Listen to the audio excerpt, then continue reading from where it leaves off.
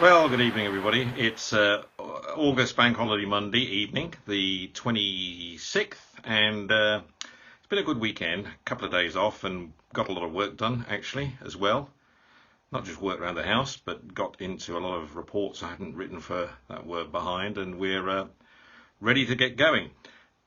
Very pleased to hear that press conference from Boris Johnson. Thought it was an excellent response to the press, and look, I think he's on top of it. I think he is driving it forward, and he's going exactly the way I'd like him to go, quite honestly, in every way, in terms of leading us through this process, so that we can get out at the end in October, the end of October, and get into trading with the rest of the world, as well as trading with the EU, um, and getting all those other good things done as well. I think it's quite astonishing still that we've got people in the press, in the BBC, in the opposition, that are very misinformed in terms of what they think we can do by staying in at this stage. It would be absolutely horrendous to stay in. And when I think of these Scottish nationalists, these are Scottish nationalists who, want to have another referendum to have their independence in Scotland, but then want to join up and hook up with the EU.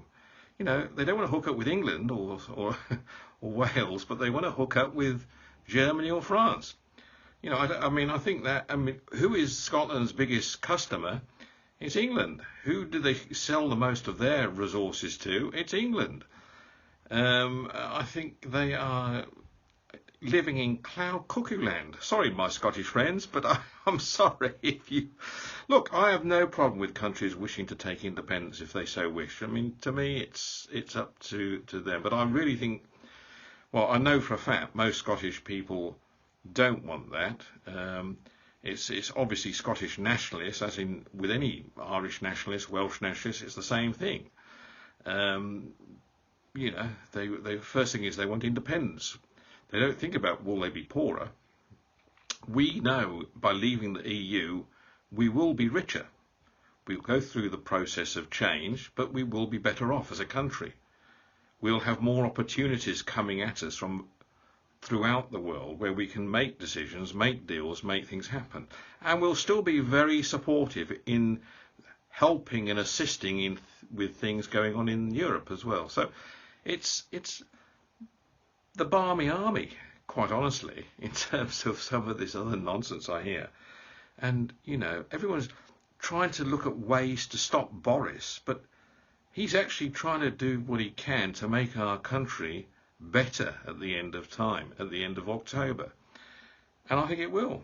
At the end of the day, I think that's where we are now. We've got to that point where we are. I can see the road coming to an end now.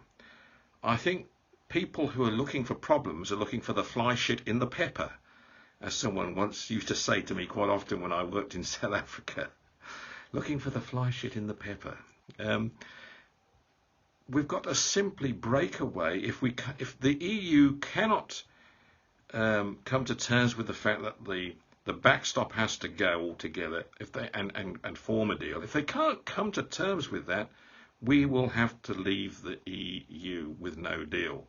And we will get on with things and form business relationships going forward with Germany, with France, and with the EU separately in terms of times going on. When I hear this story about no medicines, well, I wrote that report and sent that video out about a year ago now on medicines and pharmaceutical products and vaccines in terms of what we do in the world. We are a large exporter of our own medicines as well as being an importer of medicines. And when it comes to things like vaccines, well, India is the largest country in the world that supplies vaccines around the world. It's not inside the EU. So a large proportion of our vaccines are coming from outside the EU. So let's get real. People who say we're not going to have any medicine is rubbish. The ships will still sail, the trucks will still roll, the planes will still fly, and people will still eat, and they'll still receive their medicines. Why wouldn't they? Why wouldn't they? Let's be thinking seriously about this. everyone is friendly with each other in every possible way, because we're all part of Europe in that respect. But we're not going to be in the club. We're not going to be in the union, where we have to pay a significant amount of money into it and get very little back. You know, you'll see in the next 6 months. I think people are saying it's going to take a while for it to improve and for trade to get better and things. Actually, I don't. I'm quite optimistic that it's going to happen for us quite quickly and things will move quite quickly.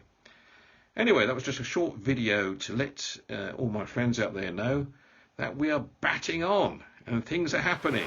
And I look forward to talking to you in my next video. Bye-bye.